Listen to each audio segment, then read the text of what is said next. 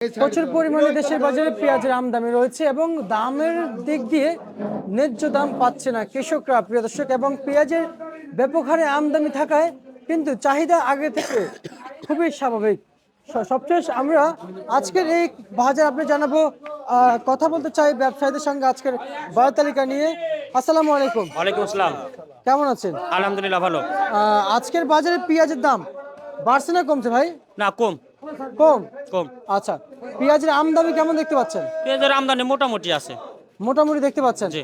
আচ্ছা, আপনাদের এই শ্যামবাজারে এই যে পেঁয়াজ কৃষকরা যে বলতেছে পেঁয়াজ নিয়ে এসে ন্যায্য দাম পাচ্ছে না, আসলে আমাদের এর কোনো কারণ কিংবা কোনো অপশন আছে কিংবা কোনো ওয়ে আছে কেন দাম পাচ্ছে না?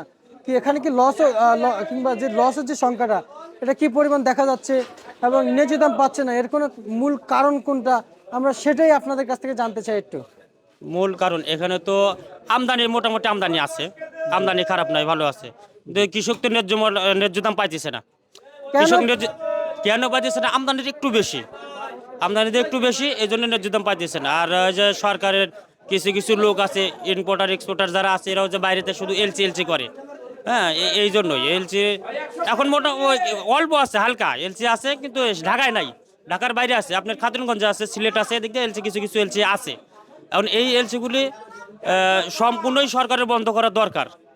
হ্যাঁ, অনেক জায়গায় আছে, আমি বলি সিলেট দিয়ে কিছু কিছু চূড়া এইভাবে এলসি ঢুকে, এগুলি তো সরকারের নজরে নাই।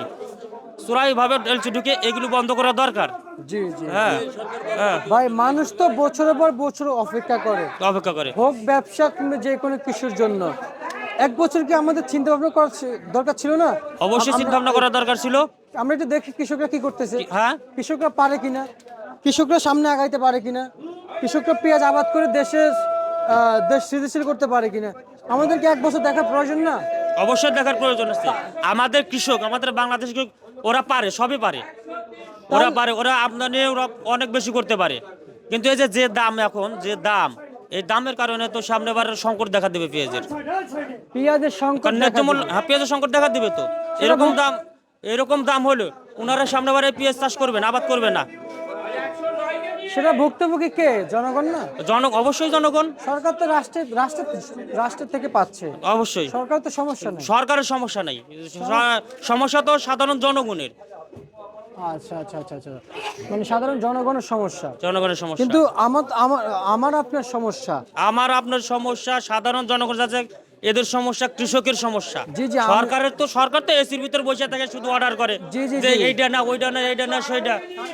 সরকারের কোনো সমস্যা নাই। জি জি, আমার আপনার সমস্যা বলতেছি। আপনি তো অসাধারণ মানুষ না, সাধারণ মানুষ, সাধারণ জনগণ। আপনি আড়তদার দেখে আপনি যে ফ্রি খাবেন তা কিন্তু না, চাইলে আপনি ফ্রি খাইতে পারবেন না। হয়তো কৃষকরা ব্যবহারে খাতিলে ব্যবসা করে দুই একটা পেঁয়াজ দিতে পারে, তার থেকে বেশি আড়তদাররা মাংনা পেঁয়াজ নেয় না। এখান থেকে যদি 5 কেজি পেঁয়াজ নেয়, 1 কেজি 100 গ্রাম পেঁয়াজ নিলে ওরা কিনে নেয়। হ্যাঁ, এই জন্য তো বলতেছি, হয়তো খাতিলে দুই এক কেজি পেঁয়াজ মানে দিয়ে দেয়, সারা বছর তো দিবে না। আর ওরা তো দেশের টাকা দিয়ে খাইতেছে, অবশ্যই দেশের যে কাজ করতেছে, কি দেশের কাজ করতেছে। আর ওনারা এই যে কৃষি মন্ত্রণালয় আছেন, বাণিজ্য মন্ত্রণালয় আছেন, ওনারা আসলে কিসের জন্য কাজ করতেছেন, কার স্বার্থে কাজ করতে আমরা এখনো জানি না। বিগত 17 বছর আর এখন এই 2 বছর, বুঝেছেন? কাজ করতেছে, ওনারা করতেছে সরকারের সাথে, ওনারা এখানে কৃষকের সাথে কোনো কাজ করতেছে না। আচ্ছা, কৃষকের সাথে কাজ করলে ওই দেশে যাইতো, সার আছে, কীটনাশক ওষুধগুলি আছে, যে করে ডিলার আছে, সারের ডিলারগুলি আছে, ওদের এলাকায় কাছে কাছে যাইতো, প্রত্যেকটা দোকানে যাইতো। এমনও সারের ডিলার আছে, ওই গোডাউনে 100 বস্তা ফালা রেখে সামনে 5 বস্তা টাকা যা সার নাই, এই 5 বস্তা আছে, ওই 1000 টাকা সার 1400 টাকা হলে নাও। হ্যাঁ, 1000 টাকা সার 1400 হলে নাও, নাহলে না। এই 5 বস্তাই আছে, যেটা 1800 টাকা, সেটা 2400 টাকা। তোমরা নিলে নাও, নাহলে না। 100 গ্রাম ঔষধের দাম 1100 টাকা দাম। আচ্ছা আচ্ছা আচ্ছা, কৃষক যাবে কই? মোহাম্মদ ভাই, জি, মন্ত্রণালয় তো আপনারাই তৈরি করেছেন, আপনারা তো সাপোর্ট দিয়েছেন। আমরা সাপোর্ট দিচ্ছি, আমরা জনগণ, আমরা যারা সাপোর্ট দিচ্ছি, আমরা যেমন উঠাইছি, আবার টাইনা নামাতে কিন্তু যদি কৃষক, সাধারণ জনগণ যদি খেয়ে যায়, তাহলে এই নামাতে কিন্তু সময় লাগবে না। জনগণের উপরে কিন্তু কেউ নাই, সাধারণ পাবলিকের উপরে কিন্তু কেউ নাই। যদি পাবলিক যদি একবার খেয়ে, পাবলিক লুঙ্গি পরাইতেও পারে, প্যান্ট পরাইতেও পারে, আবার টাইনা খুলতেও পারে। হ্যাঁ, ওই যে গদিতে বসাইতেও পারে, আবার গদিচ্ছা টাইনে নামাইতেও পারে। আপনাকে 1 দিন 2 দিন 3 দিন দেখবে, তার পরবর্তীতে কিন্তু ব্যাটার আর দেখবে না। হ্যাঁ, মোতালেব নেই শহীদুলের মানটা দেওয়া আগে। প্রিয় দর্শক, চলছে ঘরে বেচা বিক্রি। আমি যদি একটু দেখাই মোহাম্মদ ভাই, হ্যাঁ আপনি অত্যন্ত সুন্দর কথা বলেছেন, এবং আমি একটু জানতে চাই আসলে এই কৃষকরা কি আজীবন ভুক্তভোগী? হ্যাঁ, কৃষক এই যে এটা হলো সরকারের দোষ, এগুলো সম্পূর্ণই সরকারের তদারকি করা উচিত। আপনাকে বলি, এই পেঁয়াজ যদি আজকে যদি 35 টাকার পেঁয়াজ যদি 40 টাকা হয়, 45 টাকা হয়, তাহলে দেখবেন ওই যে ভক্ত অধিকারের লোকজন আছে সব আয় পড়বো। আরে বেটার এখন এসে দেখ, এখন কৃষকরা কি করে, এখন কৃষকের কি অবস্থা। 1 কেজি লবণের দাম 35 টাকা, 1 লিটার পানির দাম 30 টাকা, আর 1 কেজি পেঁয়াজের দাম এখন 35 টাকা।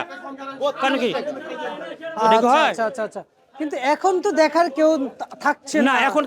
এখন দেখার কেউ নাই। আসছে না। আসলে কৃষকের খবর কেউ নেয় না, কেউ দেখেও না। এই যে কথায় আছে আমাদের গ্রামে একটা ভাষার, যে গরিবের খবর কেউ নেয় না, টাকাওয়ালার খবর সবাই নেয়। হ্যাঁ, টাকাওয়ালার বন্ধু যদি আমার কাছে টাকা থাকে, আমার বন্ধু অনেক আছে। আজকে আমার কাছে টাকা না থাকলে কোনো বন্ধুই নাই। ওই সরকারের কার খবর নেয়। হ্যাঁ, ওই যে সরকারে যারা বড় বড় চাকরি করে, অফিসের ভিতর বসে ওই আরাকিস জেলার খবর নেয়। কিন্তু এই সাধারণ কৃষকের যারা আছে, এই দেখেন এদের মুখ দিয়ে কারোর দিকে তাকানো যায় না। দেখেন সবাই কি অবস্থা, কি পরিস্থিতি, হাহাকার লেগে আছে। এরা কি সামনে কি পেঁয়াজ চাষ করবে, পেঁয়াজের চাষ আগ্রহ হবে? এরা সব এদের মুখে শুনেন, এরা সবাই বলতেছে আর কতদিন আমরা লস দেবো, এই লস আমরা দিতে আর রাজি নাই, আমরা সামনে বার পেঁয়াজ চাষ আর করবো না। জি জি, আপনার কথা অনুযায়ী আমরা তা ওনাদের সাথে কথা বলবো, কিন্তু আমি আপনার কাছ থেকে একটু আরো কিছু তথ্য নিতে চাই। কারণ কৃষকের সাথে রিলেশনশিপটা, ফ্রেন্ডশিপটা আপনাদের সাথে বেশি, জি। আমার সাথে কম। জি। আমি মাঝে মধ্যে আসি, কথা বললে বলি, না বললে চলে যাই, জি। কিন্তু আপনার সাথে 12 মাস সম্পর্ক থাকে জি।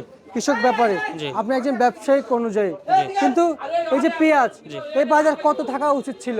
এই পেঁয়াজটা যদি 50 থেকে 55 টাকা থাকতো বাজার, তাহলে আমার মনে হয় কৃষকেরও লস হইতো না, ওই যারা ক্রেতা কিনা খাইতো সাধারণ জনগণ তাদেরও ক্ষতি হইতো না, ভুক্ত ওরা যারা ভোক্তা আছে তাদেরও সুবিধা হয়তো। আমার মনে হয় 50, 55, 60 বেশ বাজার বেশি না, আমারই না, এই নাগালের ভিতরেই থাকে। যদি 50, 55 বেচতে পারতো, ওই ব্যাটারে হয়তো চালান থাকে, হয়তো কিছুটা লাভ হইতো, কিন্তু এখন যে পরিস্থিতি আছে, যা চালান অর্ধেক হবে। আচ্ছা ভাইজান, একটু জানতে চাই যে আজকে কৃষকরা আপনাদের ঘরে কি পরিমাণ পেঁয়াজ আমদানি করেছে? আজকে আমার ঘরে পেঁয়াজ প্রায় 400 বস্তার মতো পেঁয়াজ। 400 বস্তার মতো আমদানি করছে। আচ্ছা, আর কত টাকা বিক্রি করছেন কেজি দরে? এর নিচে 32, উপরে 36 টাকা বেচছি। 36 টাকা বিক্রি করেছেন। আচ্ছা, পেঁয়াজের বাজার কি বাড়ার সম্ভাবনা আছে? আমি বাড়ার সম্ভাবনা দেখি না, এখন দেখেন না? এখন বাড়ার সম্ভাবনা দেখি না। সামনে নির্বাচন, 12 তারিখে যে নির্বাচন, আর কিছুদিন পর থেকে ঢাকা শহরের মানুষ যাই আছে, অধিকাংশ মানুষ তো আমার মনে হয় যারা দেশের ভোটার, ওনারা তো দেশে যাবে, ভোট দেবে, এলাকা যাবে। হয়তো আমার বাড়ি এক জায়গায় নাটোর জেলা, আমি নাটোরে যাব। এই চাষাদের বাড়ি, এই যে কৃষকদের বাড়ি কুষ্টিয়া যাবে। সেন্ট বিএলার যারা চাকরি করে, হয়তো আপনার বাড়ির ময়মনসিংহ যেখানেই হোক, আপনি আপনার এলাকায় যাবেন। তখন তো ঢাকা আমার শহরে তো যাওয়ার সময় থাকছে না। সে একটা যে তখন তো আপনার মনে করেন এগুলো ওই লোকটা শূন্য হয়ে যাবে।